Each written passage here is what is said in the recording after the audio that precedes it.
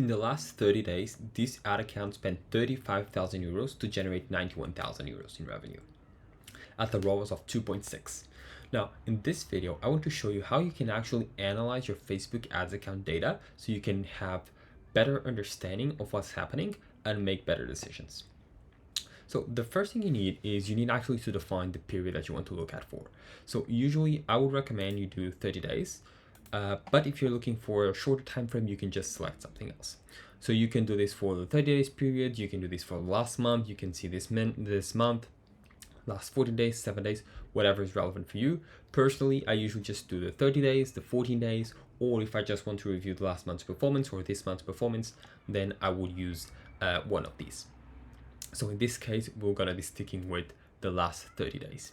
So that's gonna be the period that you want to look for. And this is really important because you don't want to be having a look at the data when it hasn't really been enough time to actually have results. So preferably leave your ads running for at least a good amount of periods. 7 to 14 days would usually be good. But when you're trying to make decisions, ideally look at a 30 days period or 14 days. So then the second thing you're going to be needing is you're going to be actually having to set up your own columns. So I'm just going to show you here how I have it set up. You go to columns and then you can just customize it. So I would just recommend just stop the video and just create these ones on your own ad account. So basically we're going to have the ad set name, we're going to have the amount spent, the delivery, attribution setting, budget, purchases, the cost per purchase, ROAS, return on ad spend, the conversion value. Then I have this one, which is POAS, which is basically profit on ad spend.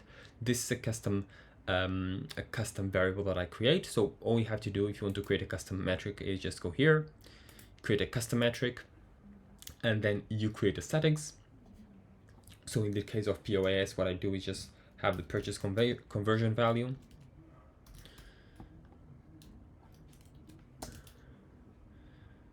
And then I basically just subtract the amount spent, which is just giving me the total amount of profit on the ads. And then you can create a bunch more. I'll show you more in a second.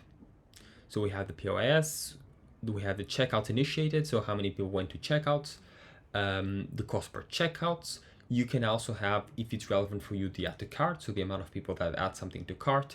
Checkouts are basically when someone is almost ready to pay, so when they go to the inserting shipping information or to the credit card details, that's going to be the checkout process. If it's relevant for you, in this case, it's relevant, so I have the leads and our cost per lead. Our lead CR, which is basically our lead conversion rate.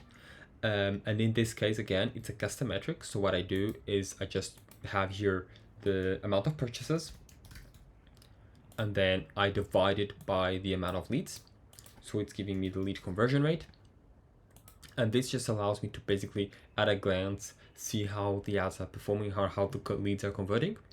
Then we're gonna have landing page views, the cost per landing page views, and our landing page conversion rate. Again, this is relevant if you have, for example, lead generation business, because at a glance you'll be able to see how your landing page is performing, and it's basically just the leads divided by the amount of landing page views. Then you're gonna have your link clicks, your cost per link clicks, and your link CTR. So this is really important. You want to focus on links, so try to avoid like all CTR and just use the link clicks, because it's going to be the clicks that are going to be most relevant for you when it comes to people going to your next step, to going to your landing page, to going to your instant form. Those are going to be the most relevant. And then you're going to have frequency, reach, impressions, and CPM. And this basically allows us to have two types of metrics. So we have our primary metrics, which are going to be things like our purchases, our cost per purchase, our ROAS. And then we're going to have secondary metrics like our CTRs or frequency or CPMs, which will give us some idea of how the ads are performing, but it's not going to be our focus. Okay, so the first thing is you really just need to set up your columns. If you have something that's more relevant for you, then you can just adjust. You can create your own custom metrics, but basically just put in the data that is relevant for you. And these are the metrics that I usually look for. So once you have that, and we have it organized, then we can actually look at the data. So the first thing, and usually the most important, is going to be the purchase. So obviously the amount of purchases we get.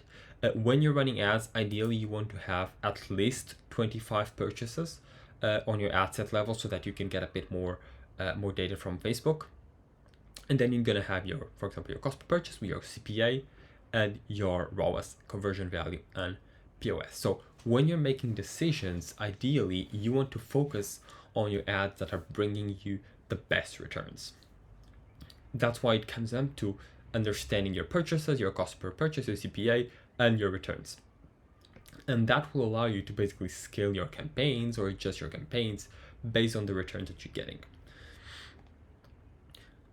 Then you have checkouts. So checkouts are going to be basically when people again go into your checkout process, they are about to enter your credit card details, your shipping information, and so on. And if you have a lot of checkouts and then you don't have a purchase, what this means is people who are usually about to make a purchase decision. And if your purchase to checkout ratio is very low, or if you're not really converting at a good rate, you probably need to update your funnel, check out if there's anything that you could improve, any kind of improvements or social proof that will allow you to help increase your conversion from checkout to purchase. Another common example is, for example, shipping fees. Shipping fees can have a very high impact on purchases, because if someone goes to the checkout and then all of a sudden they have very high shipping fees, then that could be an indicator that you're going to be seeing here, because you might have a lot of checkouts but not a lot of purchases converting. So you're going to have your cost per purchase, your CPA, and then you're also going to have your cost per checkout here. Then you have the leads. So the leads is obviously, if you have a lead generation business, like in this case, it allows to see the amount of leads that were coming through our ads and our average cost per lead.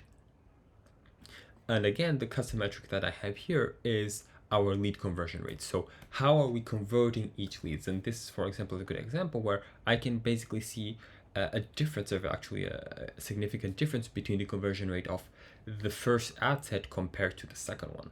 So this will allow you to basically see if different ad sets, if for different audience, if for different locations, you're getting different conversions. And obviously you can also see that from your CPAs, but a lot of time the CPA is also going to be depending on the average cost of advertising that countries. There are going to be countries which are more expensive, countries which are less expensive, and the conversion rate will tell you, okay, how are these leads actually converting on a percentage wise? And I like to look at this data to understand if there are opportunities or if there are certain things where I have leads which are not converting as well, and in that case maybe I'll just stop advertising in a specific audience or in a specific location if it's not as profitable, or if the conversions just aren't really there.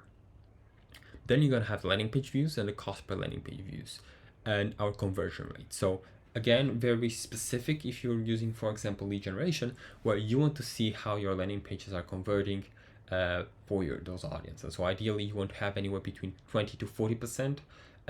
If it's a colder audience, if it's warmer audience, ideally you want to have anywhere between 40 to 60% or more. In this case, it's a broad targeting.